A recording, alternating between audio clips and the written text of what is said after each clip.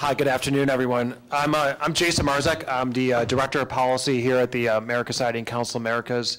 And I want to thank you all for coming. And I want to especially thank the Consul General of Costa Rica, Ana Villalobos, sitting here at the front table for coming.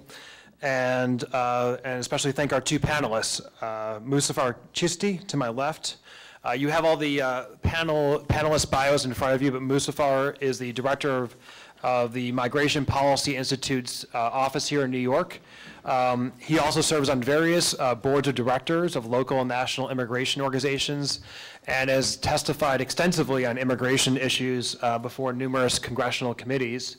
And to my right is Juan Manuel Benitez. He is the host and executive producer of Pura Politica, which is a weekly Spanish language political talk show on New York One. Which I believe you have to have Time Warner Cable, right, to get New York One. He also writes news and commentary for the website Cuarto Poder, where he manages his own Spanish language blog. We have two excellent speakers here today for a topic that really couldn't be more timely. As everybody knows who follows immigration, the Senate immigration reform in Congress, but right now, the Senate today is just completing its second day of markup on the Senate on the bipartisan Gang of Eight immigration reform bill. There are various piecemeal bills being introduced in the House by Judiciary Chairman Goodlatte. There's also a House Gang of Eight that's trying to work on its own bipartisan bill. And today we're going to look at the details of the Senate bill, since that's the bill that's out there right now. And also what could be expected from each chamber in the short to medium term, the timeline for moving forward, and also how discussions will be affected by constituencies outside of Washington. We did this program today as a roundtable because there's obviously a lot of questions for everybody here about what's happening right now in immigration reform. So we're going to take the first half hour and have a conversation among us and look at various issues, but then we're going to leave plenty of times for questions from everybody in the audience. And just a reminder, make sure your cell phones or iPhones or whatnot are off. It might conflict with the microphones. Also, you have in front of you a fact sheet on immigrants into the U.S. labor force. This is the third in a series of fact sheets that we are doing here at the ASCOA on the importance of immigrants for the economy. And this is all part of an overall immigration initiative that we've had here for the last 5 years that I work on with my colleague Rich Andre at the table and various other colleagues, where we've been working both in New York nationally and in new immigrant gateway cities across the U.S. to raise awareness about the economic contributions of immigrants, as well as bring together the public and private sectors to talk about immigrant integration issues. So there's much more information on that as well. But I want to start off by looking at the content of the Senate bill. Most of the attention has been focused on the path to legalization and the citizenship for the 11 million undocumented immigrants. But the bill goes much beyond that. And in fact, it actually marks a dramatic shift in our overall immigration system. So I want to start by friend and colleague here to my left, Musafar Chisti. Could you start by giving us a little bit of sense of the bill and what it actually is and why it is such a profound shift in our overall immigration system? Thank you, Jason. I'm glad to be back here. I mean, we started this debate, I think, in January when I was last here, when there was speculation about a bill, but we hadn't seen a bill as yet. And now we have moved on, and there is a bill. It is pretty close to 870 pages long. It's this thick. Though, as Jason said, the driving force of this immigration reform bill has been the legalization of the approximately 11.2 million unauthorized workers in the country. But it's clear that the authors of this bill use this opportunity to dramatically alter our immigration policy as we know it. I don't want to speculate on this, but I think 30 years from now, when people will study this bill, legalization will look like a footnote to this bill. That in its other provisions, it goes into almost every nook and corner of our immigration policy to make some fundamental changes in the way we enforce our laws, in the way we admit people, and in the way we integrate people. So I have to say, just for the breadth of the bill, it's really breathtaking.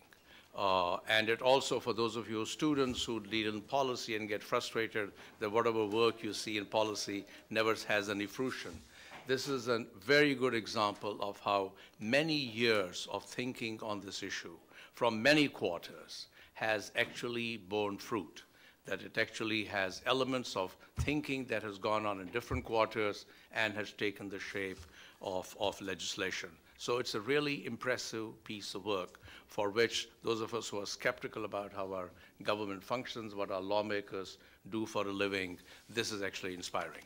I would also quickly add what has been inspiring about this is the way this process has unfolded. That if you're a student of civics, this would be one of the poster children of how good politics should be done. This is how we should really be doing lawmaking. There's a bunch of bipartisan senators who came, struggled for months with very smart staff, put a bunch of ideas together, jammed it into a legislative language, put it out on the website for everyone to see in a transparent process, and then allowed members of the Judiciary Committee to have their amendments, put them on the website. And in the last 2 days, as Jason said, they have been working this thing, as graduate students would do in a seminar. Mm-hmm. And really, you should be seeing it just to see what actually our lawmakers' craft is in our democratic process. So what does the bill do? I mean, it has, the structure of the bill is, as has been thought about for a long time. It basically has three, broad pillars. There's an enforcement pillar, there is a pillar for legalization of the unauthorized, and there's a very new pillar for how we're going to treat future flows. I don't think we have time to go into each of those in detail, maybe later on in the question, but just for this round, I would say, on legalization, it basically legalizes people in 3 different stages. 11.2 million people, as long as they have arrived in the US before December 31st of 2011, and do not have a criminal record, which means 1 crime or 3 misdemeanors, they can come forward and register themselves. And they'll be registered as RPI, or provisional, this is called provisional resident immigrants. And then they will stay in that status for up to 10 years, we believe, during which time they can work for any employer, they can travel abroad. And at the end of 10 years, they will have the ability to become lawful permanent residents. And at the end of 3 years of that, they will have the right to become citizens. Normally, it takes you 5 years from being lawful permanent resident to becoming a citizen. This cuts it by 2 years because you've already waited a long time. So in 13 years, you will become a citizen. The second component of this is enforcement, which is a huge part, and it basically has 2 broad components, one about border security and one about interior enforcement. That even before we are able to grant permanent residence to these RPIs who then become lawful permanent residents, the Secretary of Homeland Security has to certify that our borders, and now after the amendment last week, all sectors of our borders are effectively under control. And the definition of that would be that we believe that 90% of people who try to cross the border are intercepted and sent back. And that's what the Secretary has to say, that we are not only have efforts being put, but they actually have been successful. We're going to have, for the first time in our country, an electronic verification system where every employer who tries to hire someone has to access a federal database to see whether they're authorized. This will apply to all employers of the country, not just big employers, in a course of 4 years. And this is the enforcement pillar. Then this is about the future flows. After we legalizing these people, what do we do in terms of admitting people in the future? And it creates numerous different streams in which people can now come. And that's the major architectural breakthrough of this legislation.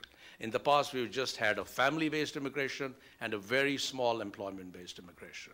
It actually tries to say that we're going to move from family-based, principally from family-based, to principally employment-based. But actually, when you look at the numbers, the family-based numbers are still going to be very, very high. And what it does is that it does eliminate the category of brothers and sisters of US citizens who will no longer be able to be sponsored. But on the other hand, it gives them additional points in a new point system under which people will be able to come as on employment-based. And it gives the spouses and dependent kids of lawful permanent residents, not US citizens who already are considered immediate relatives and can come almost instantly. But in the future, even spouses and dependents of lawful permanent residents can come without a quota limit. So that obviously increases family immigration. But on the employment-based immigration, it opens a big red carpet for the highly skilled people, which is extraordinary ability people, extraordinary researchers and professors, multinational executives, and in a very strange amendment that we can't believe that even exists, that every person who has a PhD from any university in the world can self-petition to come to the United States. If you have a master's degree in one of the STEM fields, if you have an employer sponsorship, you can come without any limits on numbers. So that's a huge change. We are going to admit a large number of people on employment base. And then for the first time, we will start a new category of people coming as merit-based, which is sort of a combination of various points, that you'll get 10 marks for PhD, 10 marks for master's, 10 marks for having brother and sister. We add it up, and if you make a certain critical number, then you'll be able to enter. Now, point system to the US used to be an anathema. I mean, talk about how much we've changed. Yeah. We used to think of it as a Canadian idiosyncrasy, something that we'll never adopt. And we have adopted in a Canadian model, so under which about up to 250,000 people are going to be admitted. And lastly, we're going to have a new robust flow of unskilled or low-skilled workers called W workers, who are essentially our guest workers. But they'll be able to come, work in the country, and move their employers. They won't be bonded. They can move from one employer to the other, and they can all eventually be able to change their status to lawful permanent residents. So these are the three pillars. Clearly, this actually, on the W visa too, it's interesting because it's actually tied as well to unemployment rates in cities as well. So it really takes into account kind of where we are job wise, and permits kind of a fluctuating number of W visas, which is I think is also unprecedented. So exactly. So one of the big changes in this is that we're adding much more flexibility in our system. One of the qualms about our old system is that we were frozen sort of in a 1952 architecture of immigration selection system, and that would never change. Yeah. Under this, we give there'll be a bureau established to see how our economy is doing, how our labor market is doing, and based on that, we'll determine the annual quota of how many people we'll let in. Now, I want to bring Juan into the discussion. Juan, obviously, this nearly 900 pages in this bill and the various provisions that Moose outlined clearly took a lot of political compromise among the Gang of Eight. Can you address kind of how you see some of these different provisions that are in the bill and how those reflect the political compromise that was done between the 4 Democrat and 4 Republican senators? Well, I totally agree with Muzaffar that he says that this is an example of how Washington should work, how government should work. But now my question would be, something so smart, this legislation, it looks really smart, something so great potentially for this country, do we really believe the current Congress will be able to take to the finish line? I do think it's a great piece of legislation with all the compromises from both sides and also from business, from labor. But now we're going to see how the whole political process plays out in Washington. I think you can see that compromise in many provisions. For instance, you have like strong border security provisions, but at the same time, they are not tied up to, unless we do this or we meet these goals, we cannot proceed with the other part of the bill, that is regularization or citizenship for millions of people. So that's a compromise. For the longest time, for the last few years, there was a really strong emphasis on we're now going to move forward with providing a path to legalization unless we secure the borders first. and unless we build a wall with the Mexican on the Mexican border. Now that calculation has changed. Yes, the bill says we're gonna fortify the border. However, we're not gonna wait to have the whole border secure to start allowing some people to come out of the shadows. So I think that's a major compromise. And then you have labor and business, how for the first time in a long time they came together and they agreed on something. However, of course everybody's agreeing on all this because there's something for everybody. At the end of the day, this is politics. So the main question for all these actors that are playing this in this game, so to say, is what am I getting out of this? And of course, labor is getting huge numbers of new members. Business is getting a lot of new cheap labor. Then you have also business like the tech industry or many other industries are getting really qualified people from overseas, and now they cannot hire, and now they will be able to bring to this country. And then the major, like the most important part of the equation would be what are Democrats getting and what are Republicans getting. And I think that's going to be the key to see this either passing or just being killed once again. So I want to follow up. Looking at the different provisions in the bill, what do you see as some of the parts of the bill that are maybe more likely to be changed and some of the parts of the bill that are less likely to be changed? Because we're just moving out of the starting gate right now. There's a long process ahead. In my opinion, the number one thing that is going to change is how expensive the path to citizenship is going to be.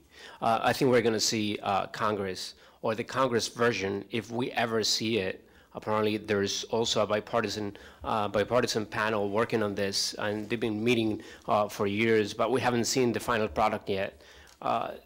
For sure, we can expect a more expensive process.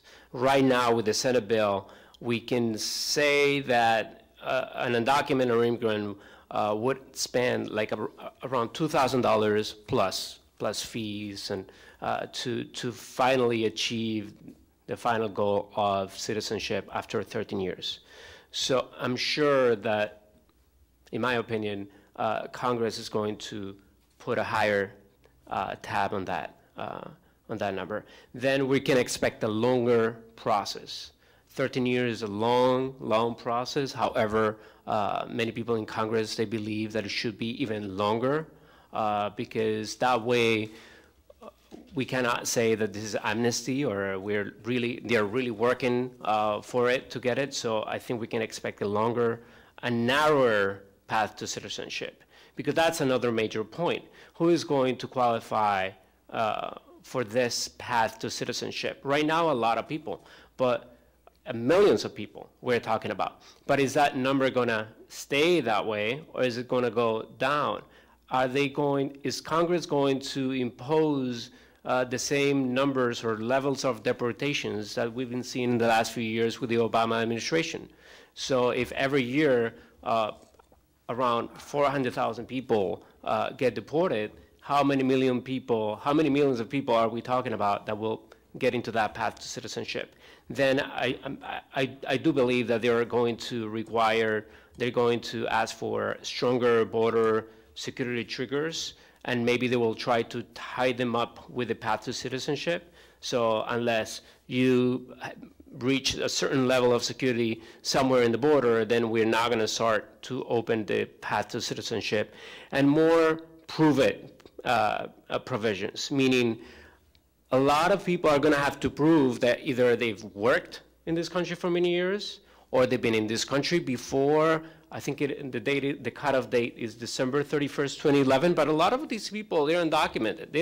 How are they going to prove that they've had a job for that long, or they came here before that date? So I think we can expect Congress to be really strict on that issue. And then funding. That's a major point. If the whole process or the whole bill ends up being like billions of dollars for this country in terms of new border security measures or hiring more people at Immigration and Customs Enforcement to enforce the bill. If that means way too much money, then that money provision might kill the whole bill. So, Moose, what do you, there's about 300 different amendments right now that have been proposed to the Senate Judiciary Committee, which, you know, you're talking about a lesson in civics, and we were talking about this before the panel, that this is pretty impressive that the way that the Judiciary Committee has gone about sharing this bill with the public, releasing the entire bill to the public the day it was dropped. Every single amendment is available on the Judiciary Committee homepage. So are there certain provisions that could potentially strengthen the bill that are out there? And then in addition to that, you know, one of the keys to moving this bill forward is keeping the Gang of Eight intact, right? And that once if anything kind of divides the Gang of Eight, that could really scuttle chances of moving the bill forward. So are there certain things we should watch out for that may actually divide the Gang of Eight as we move forward? Yeah, unfortunately, we know exactly what that is, and has already been talked about in public. We don't know how it's going to be handled in Senate. Which is the marriage equality issue with respect to the gay and lesbian couples. That's where the gang is going to break. And this is one of those things where it looks like such a small, insignificant thing to a lot of people. This is what happens in politics, that a small provisional likes could become the making or the breaking of a bill. There are two problems with it. One is that Senator Leahy, who's chair of the Senate Judiciary Committee, has been one of the most ardent supporters of marriage equality issue for years. He has authored provisions on this in the past, so he's definitely going to offer an amendment. Senator Schumer, who is a major architect of the Gang of Eight, has for a long time been a supporter. And two members of the Gang of Eight on the Republican side have essentially said if that is included in the bill, that will kill the bill. The only issue for us to watch is whether that amendment is going to be offered on the Senate Judiciary Committee or is it going to be offered on the floor of the House. So those of you who watch the debate, that's where you should be watching. If it goes to the committee, it will definitely pass. And then if it goes to the Senate, you will see one of the first things that happen in the drama on the Senate is that someone will come and ask to strike that provision. And that's where the first time you'll have a cloture vote. That's what Senator Reid does for his living. He will not want to have a vote on the bill. He will cloture vote before them, which all of you know, to see whether there's 60 votes or no. If the bill gets dead on that, we will see the first test. So I think that's really the amendment to watch. I think you have to accept that the bill is not going to get any more liberal from this onwards. This is the high watermark of a liberal bill. This is a Christmas tree in many ways. Anyone who wanted their favorite Christmas ornament has already gotten it. From now onwards, you only see ornaments taken out or some more sort of poison pills being introduced to the bill. So as Juan said, you would expect, the problem will get to the House in a second. The problem with the House bill is that we know it's only going to be more on the right. And I think the least the House members will want is that the unauthorized people should come forward and acknowledge that they did something wrong. They want them to sign something, a plea bargain, that we acknowledge we did something wrong and we are now paying our dues to the society by the form of a fine, which doesn't exist in the Senate bill. We think they will ask for 15 years of citizenship as against 13. So those are, I think, the provisions in which you will see the bill getting, and there'll be some provisions of the worker issue. Like right now, there is a ceiling of 15,000 workers on construction industry. The construction industry is very upset about it. They think that will throttle industry. You will see a big, an amendment to, or the House provision will have a much bigger number for that. And then we'll see whether the AFL-CIO will accept that or no. Mm-hmm. And then if the AFL-CIO doesn't accept that, you will see the beginning of the cracking of the coalition. Yeah. So I guess as you listen to this discussion, everybody who's incredibly optimistic that, look, we have this bipartisan bill and we're going to have immigration reform, I personally remain very optimistic, but there are many challenges and many differences between what's happening in the Senate side versus what's happening in the House side. Besides that, are there other things that you think within how a potential House bill would be different from Senate legislation, potentially more on border security? I think, the thing about what's interesting, I don't know, we're getting tired. The interesting about the border security, this is another lesson for you who follow this from long term. Everyone knows that our borders have never been more secure. The facts on the ground say our borders are as secure as they have been in ages and probably as secure as they can be. But in public perception, that's not believed. So this bill becomes heavy on border security, even though it doesn't match with proportionality about what we should be doing and doesn't match with facts on the ground. So we'll have big border security measures. I can't see how they could be much bigger than the Senate. But I have to say what the good craftsmanship of these Gang of Eight, the way these triggers are written, they can actually be met. Mm-hmm. They are written in a way to be met, not in a way to be an obstacle. Yeah. And that shows creativity, and I think that we should celebrate about this group. The Senate has laid out a timeline. We have the second day of markup today. The first day was last Thursday. Committee Chairman Lamy said he wants to finish markup by the end of this month. Harry Reid's talked about a vote in June. Do you see this as a viable timeline on the Senate side, and what do you see as the timeline on the House side? I don't think it's viable right now. But before I answer that, I just want to add something to the gay couples provision. I don't think it's that. Maybe I'm really optimistic about this, but maybe at the end of the day, it's not going to be that important to have that provision, because if next month the Supreme Court strikes down DOMA, the Defense of Marriage Act, then many binational gay couples might have an end to really petition for their partners. I don't know how that would get worked out, but how is the federal government going to deny that provision to gay binational couples if the federal government has recognized their union?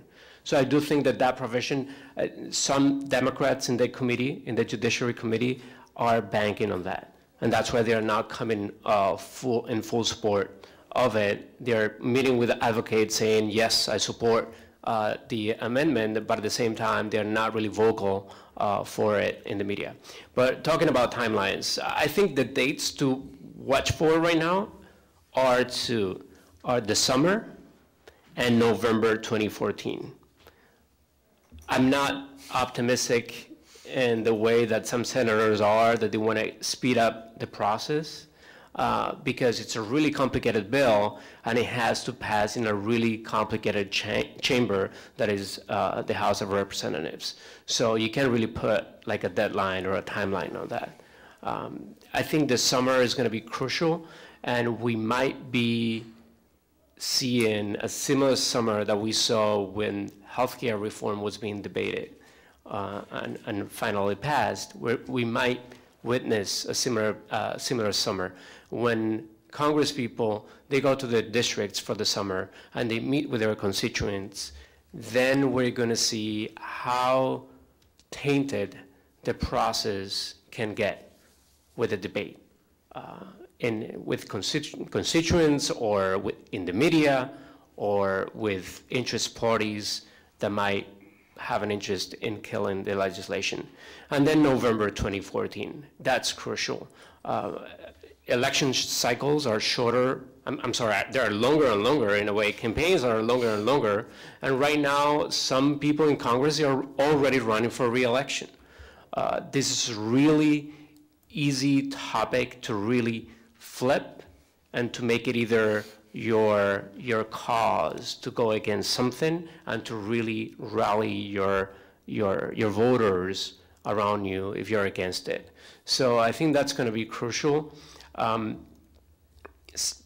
Some Republican Congress people, they're already saying that this is worse than Obamacare, and they didn't like Obamacare, but they like this even less.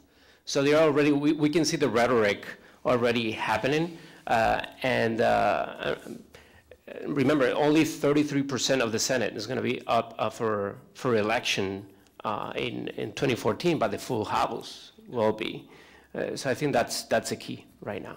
Well, and one interesting aspect of this, and especially this versus Obamacare, is the fact that on the health care, you had both the House leadership as well as the House rank and file against health care, whereas on immigration reform, you're increasingly seeing the Republican leadership in support of immigration reform, but then it's a matter of getting the rank and file behind immigration reform. That presents some challenges.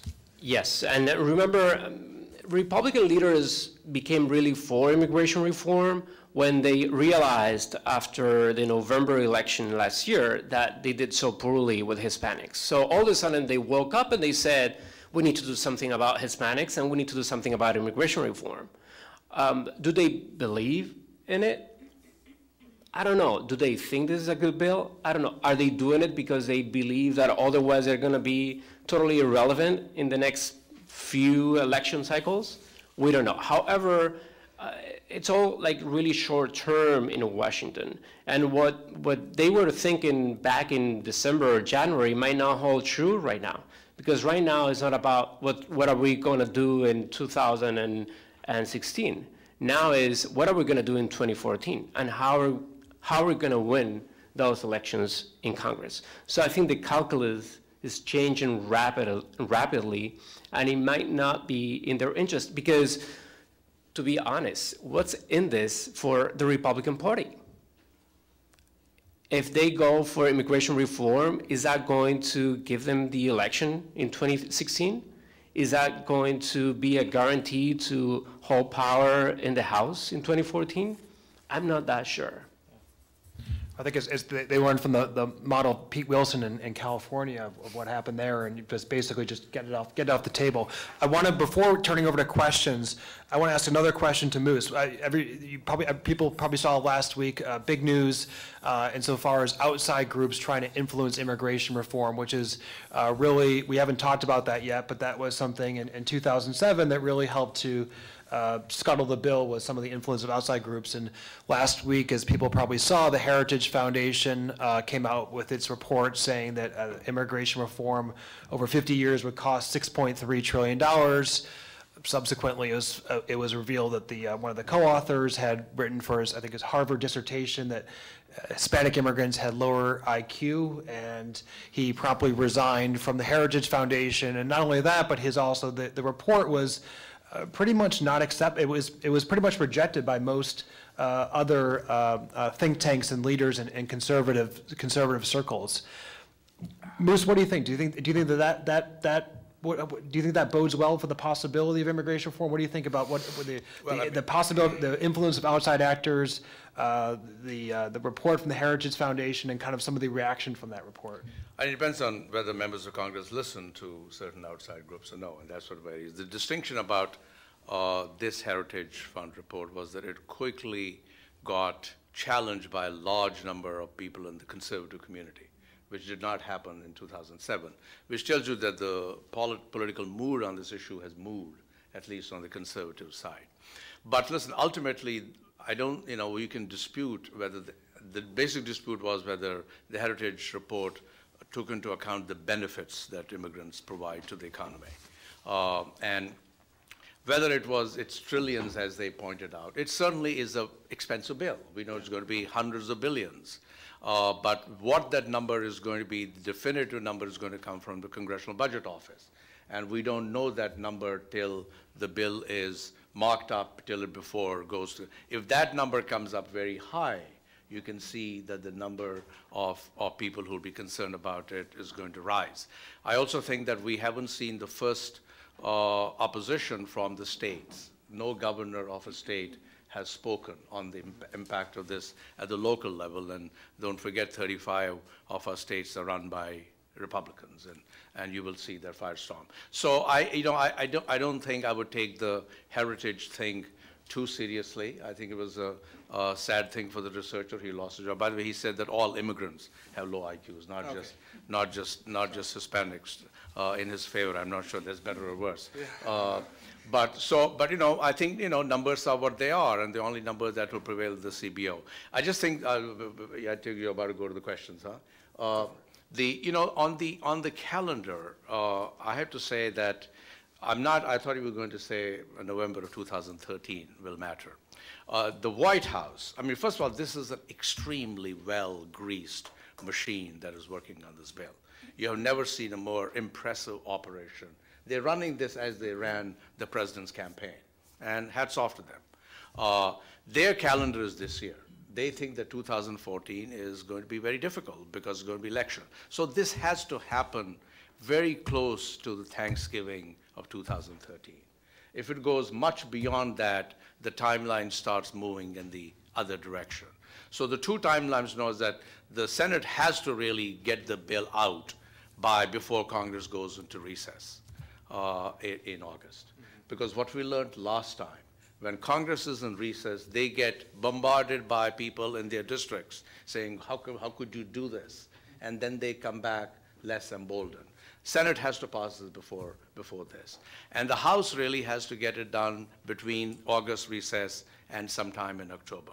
If it doesn't happen, I think we really are getting into difficult waters. And here there is the ultimate distinction between high politics, which is what Boehner and I think Paul Ryan, who must get a lot of credit here, they're looking at it. Yes, it is linked to their presidential ambition. Yeah. It's not a surprise that Marco Rubio and Paul Ryan are the biggest cheerleaders of this because they're the youngsters of the Republican Party. They have their eyes on 2016.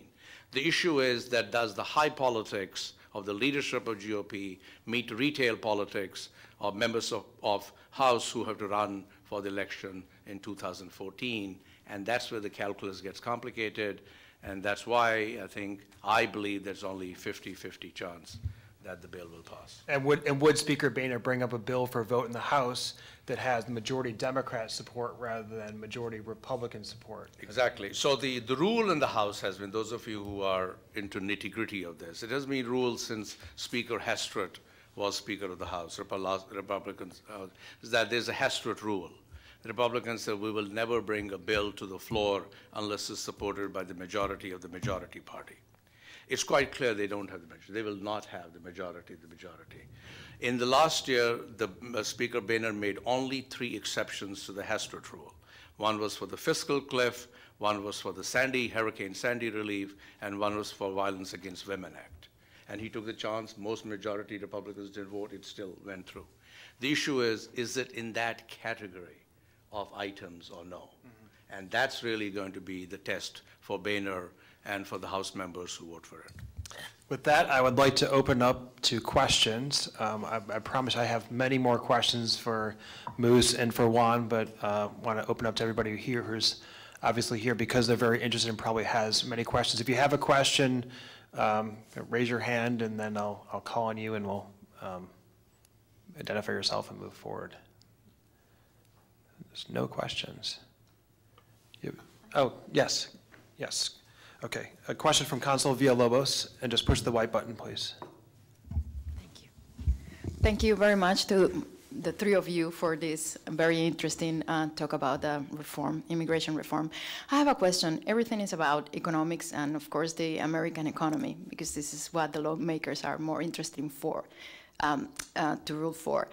My question is, the immigration law or the immigration reform is really focused on immigrants, or is really on bringing more high-skilled immigrants to this country, because this is what is going to push the economy. And the immigrants, the illegal immigrants, because I deal with them on a daily basis, it's not that their intelligence is lower, as they said, it's that they are very basic people in their education. They are the low-level immigrants. Those people that come here, they come to work in agriculture or in the very, very basic jobs that the society can offer. So is it everything about just filling in some gaps in there, and it's not to cover all these people that have real high expectations? Moose, do you want to take that? Well, the public perception is that the Congress is really trying to move in the direction of high-skilled immigrants, and that's what we need. We don't need low-skilled immigrants. First of all, I personally don't believe it. I mean, I really believe that with the reason we have 11.5 million unauthorized workers today is that we did not have a robust stream for people in low-skilled occupations to come legally. And there was a demand for them here, and supply and demand was working magically, except in the absence of legal channels, they were using illegal channels. So the whole construct of this present design has been, how do we make legality the norm, as against what illegality had become? So the idea is that unless you increase the streams for legal immigration for unskilled people in a big way, we're going to come back here same way in 10 years. So that's why we have introduced the W visa. It's essentially for low-skilled people. The debate is, are there enough numbers in it to accommodate the demand or no? And that's why I think Jason made that intervention rightly, is that the idea is that we'll now have a mechanism to gauge how many people do we actually need. So that number will go up or down. Like in the last 4 years after the recession, we would have probably notched down the numbers. Yeah. And when the economy catches up and we need more construction workers in Las Vegas and in Miami Beach, we'll get more construction workers. That's the idea of flexibility and more smart policy making this time around. And last thing I would say is that our own analysis is that despite the fact that all attention is on high skill, we'll probably still, under the bill, land up getting a large number of people who are not high skilled, actually. The mix will still be in the other direction, especially when you look at the spouses of people who are coming in with independent immigrants. Because it'll still be about, I think right now it's about 75% of immigrants are based on family unification. It'll still be about 50%. I think it'll be probably getting close to 60. 60%. It won't be 75, it'll be like 60-40 now. Okay. Other questions? Yes, push it button. Yes, good afternoon. If you could just identify yourself first, please. My name is Jose Richards, and I'm probably the only one here from the English-speaking Caribbean. Whenever I hear talk about immigration matters, and I usually see a Latino face. And I know you have the numbers, but we do have a horse in the race also. And I'm concerned that as small nations, we are constantly losing the best of our educated workforce. And it is taking these countries, these small nations, down a slippery slope that I don't think we'll ever be able to recover from, because we are sending the best that we have to support and to maintain the economy of the industrialized world. And I don't know what is happening with the folks that are planning the policies of this country, if you're not seeing what they're doing with the globalization that they have, which has replaced imperialism, and all these NAFTAs and CAFTAs and all these deals that are sucking the life's blood out of these small nations. And so many of these immigrants have to come to the United States and Canada and all these other places to seek the American dream, where they can't stay in their country to seek the dream of their nation. And I would like to find out how much emphasis is being placed in correcting some of the policies of these countries that are actually affecting these small nations, that is driving the immigrants to come to these countries to seek a better way of life. And by the way, many of them come here seeking the American dream and only run into an American nightmare. Yeah, thank you very much. Great question. So, I mean, question basically on the push factors. I mean, part of the reason that, one of the things that has been talked about as part of immigration reform is kind of changing that frozen formula of countries, sending some of their people, talk about kind of, this kind of, as we talk about whether it's NAFTA or CAFTA or whatnot, trade agreements, and how do we better kind of provide skills in country, but then also provide, I think, a next stage on immigration reform, which we haven't talked to you about yet, is providing the right accreditation so that those people with skills from different countries can apply their skills here, and also have, I think as part of immigration reform, you also have more fluidity and be able to cross borders. I'm not sure if anyone wants to respond to that. Well, can I flip the question? Because now what we saw in a story in the New York Times a few days ago is that certain countries are trying to lobby the U.S. to try to get more visas for their nationals, because they know that they're going to migrate, and they want to have preferential treatment here in the U.S. So you have countries like Poland, or you have countries like Canada, or I think I saw also Ireland. They're trying to get special provisions for their nationals so they can come here. The Senate passed one of the bill amendments today, which actually we didn't know it was being considered, or giving 10,500 additional visas for the nationals of the Caribbean and the African countries, lobbied by the Congressional Black Caucus. So complete your thought.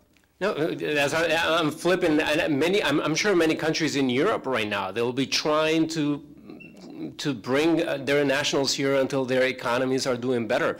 So I think it's like, can you blame also the United States for trying to have here the best and the brightest of the world? You can't really blame them, right?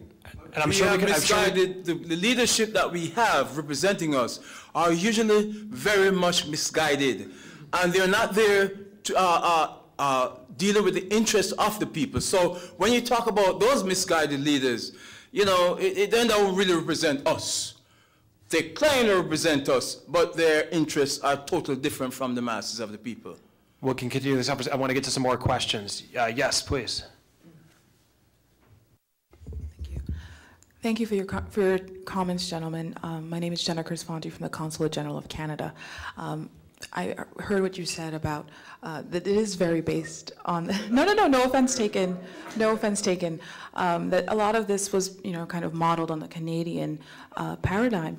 And it's just funny that you mentioned all PhDs will be admitted, because I was at a conference in Ottawa just to introduce this into this conversation to see where it's going to go. You know, we're hoping this passes, obviously. But where this is going to go, you know, 10 years from now. And I asked the question to Derek Kunskin at Canadian Immigration, is it actually true that if you have a PhD, you're automatically guaranteed admittance? He said no. He said what they've noticed is that people who have, and nothing against literature majors because I study literature, but he said people with PhDs in English or French or something would be a disadvantage to someone who was like a welder, or doing something really specific in the energy, you know, something really nitty-gritty, working class. And he said that what they've noticed is that lower proportions of people with PhDs in the humanities are being admitted under the Canadian visa program, whereas you have a lot of working class people with very precise skills that are being admitted. So I just want to introduce that into this kind of complexity, as you were saying before, about how we need more working class people, because let's be serious, a lot of PhDs can't do these jobs. Glad you mentioned this. I mean, you know, we'll talk about learning from why this bill drafters should get a lot of credit. They moved in the direction of the point system. You know, as you know, Canada is the mother of the point system. But they also learned from the Canadian experience. And part of the point system is that you won't get any advantages of the points if you don't have a job offer. So your country would admit PhDs of sociology who will be driving cabs in Toronto. That was the model. I think we are trying to stay away from that as best as we can, so that, you know, you must get points, but the most important point you must get is have a job offer. Unless you have a job offer, you can't come. The PhDs thing is a different thing, which has really not gotten enough attention. There's a separate provision of the bill which says, if you have a PhD, you're considered high skill. You're considered the one we want here tomorrow. And the way it's drafted is any PhD from any university in the world. And that's bizarre. That just is nonsense. It just is crazy. And someone hopefully soon will get that into attention and rectify that. As we said, not all PhDs are necessarily employable. Exactly. Some should never be employed. And some should never be employed. Other questions? Yes, please, in the back. Good afternoon, gentlemen. Thank you again. This is Daniel Arce. My question is stemmed off of your question, the first question earlier.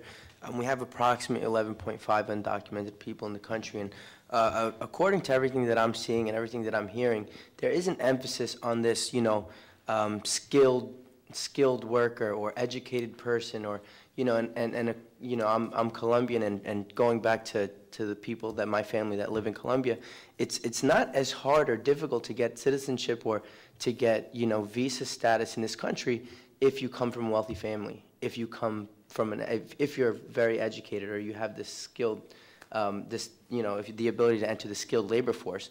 What would you assume the percentage of undocumented illegal people in this country who don't have that background or that wealth or that education to utilize what's currently being presented to us to find legal citizenship in this country? I mean, there's from what I understand, and I may be wrong, people are asking for taxes back from the day that you came to this country. Is that realistic if you're doing illegal work or you're working illegally for a low-paying job and, most likely living day to day? How do you find the funds to go back and pay back taxes for the past 10 years and for your children and for your family? What would you assume the percentage of the illegals here now would be able to utilize this path to citizenship and actually make it work for them? That's a great question. Juan, do you want to take that? Well, that's why I was saying earlier that I'm not that optimistic because the House is going to try to establish a lot of provisions basically to prove that you've been here for all that time, or to prove that you're going to be able to pay taxes, back taxes. How are you going to prove that? We don't know. So I do believe that, remember, we got to this point right now, not only because of the presidential election last year, but also because Obama and the Obama administration was really smart, and they knew that to get to this point, they had to prove first that the border was sort of secure, or at least that they could kill that argument that the border wasn't secure. To reach that point, he had to break records every year on deportations. So he deported hundreds of thousands of immigrants every single year. Every single year there was a new record. He needed that to get this path to citizenship. Now, if the bill gets passed, my opinion is that that path will get narrower and narrower. And I'm really doubtful that this country is going to absorb 11 million people just like that with this process. Can we talk about 6, maybe 6, 7, 8? But remember, I do believe that every year we're going to keep breaking records of deportations even if the process gets going. Moose. So you're saying about, Yeah, I mean, this you're saying is, about this 52 is, I to don't know. 68% of the people here might be able to find this path to citizenship. I wouldn't be able to say that, but Well, I just think that we did numbers on this recently. We haven't actually released them, so I don't want to set them up. But we think about, first of all, there's 2 misconceptions. One is that no one can be deported after they get RPI status. So you're not looking at a situation of 500,000 people being deported every year. Let's get that straight.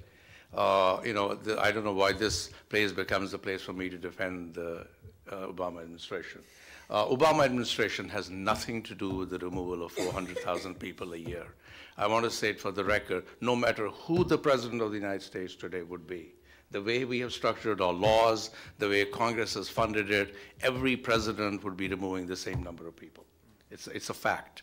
Second is that the reason we have gotten border under control is because Congress has given so much money to enforcement in the last 10 years that we have been able to have a highly resourced border control. And that's also reality. The president had very little to do with it. On the numbers, we believe, first of all, you're making a valid point about showing job in the past. That requirement does not kick in the first stage. In the first stage, even if you have not worked a day in your life, you get to be an RPI, as long as you haven't had a criminal record. No one is going to ask you to show past. It's a prospective requirement that in the 10 years while you're in the status of being RPI, before you can apply for lawful permanent residence, you must show that you have been working. And we expect people will work because now they will get they'll get a card, work authorization, they get Social Security, they'll be able to work. Anyway, having said that, the numbers which we haven't come out, we believe about 80% of the people in the present population will qualify, either for being working in the country even today or being caregivers. There's an exception in the law for the bill for caregivers. You don't have to work. if you're the only caregiver at home. So if you look at the combination of the people, we're looking pretty close to 80% people who will qualify. And with that, it'll only get bigger if people will get work between their getting registered and they becoming permanent residents. Look, I cut my teeth in the 1986 law, the last time we did this thing. That was an extraordinarily successful program. People who were eligible found finally documentation to be eligible. On the tax, by the way, the law does not say anything about back taxes. That's again misconception. It doesn't say that you have to pay back taxes. It only says you have to pay assessed taxes. That means if IRS has assessed taxes on you which you haven't paid, then you're liable, but not you have to prove that you have paid every tax that you owe in the last, since you've been in the country. Just to follow up on that, Moose, in 1986, when there was the amnesty, what was the percent in the end of immigrants at the time that were able to take advantage of the? Well, you know, the big problem with that amnesty was that it had a long waiting period. Is that by the time we thought there were like 6 million unauthorized workers in the country in 1986, about 2.7 million actually applied. But that was also because there was a 5-year-long gap between which is much smaller here. In fact, one of the good amendments that could happen, and Juan is right about this, is that if we had someone extend the eligibility date to 2012, and that will cover the whole spectrum of the population. We're just about out of time. Is there? I just want to make a, because right now it doesn't say anything about specific back taxes, but we can. The words use that assessed taxes. Right, in the Senate bill. Yeah. We don't know what's going to come from the House. All we're talking about right, is the Senate bill. That's and then also, even though the law is the law, this president proactively decided to enforce immigration laws in a more aggressive way than any other previous president. And that's why we had in the last 4 years extremely high numbers of deportations. I disagree with it. I just think that the way our immigration enforcement system, we released a report, we have built a formidable machinery of immigration enforcement. Not just with this, which started in 1986 and has escalated much more after 9/11. 9/11 had more to do with immigration enforcement than any other development that has happened in our country in the last 50 years. That lot of measures put in place in the name of security ultimately did not deter terrorists or did not catch terrorists, but they were proved to be extremely important in implementing immigration for secure communities, which everyone, secure communities was a recommendation of the 9/11 Commission. It had nothing to do with President Obama. It was put in place by President Bush. President Obama just inherited secure communities. So, you know, credit, you know, complaint are due where it is, but I think we can't say that the president can be blamed for notching up enforcement in a way just to make a point. But we can say that politically, when it was politically convenient, he decided, for instance, to offer some security and safety to the Dreamers before the election last year. For that, he should get credit.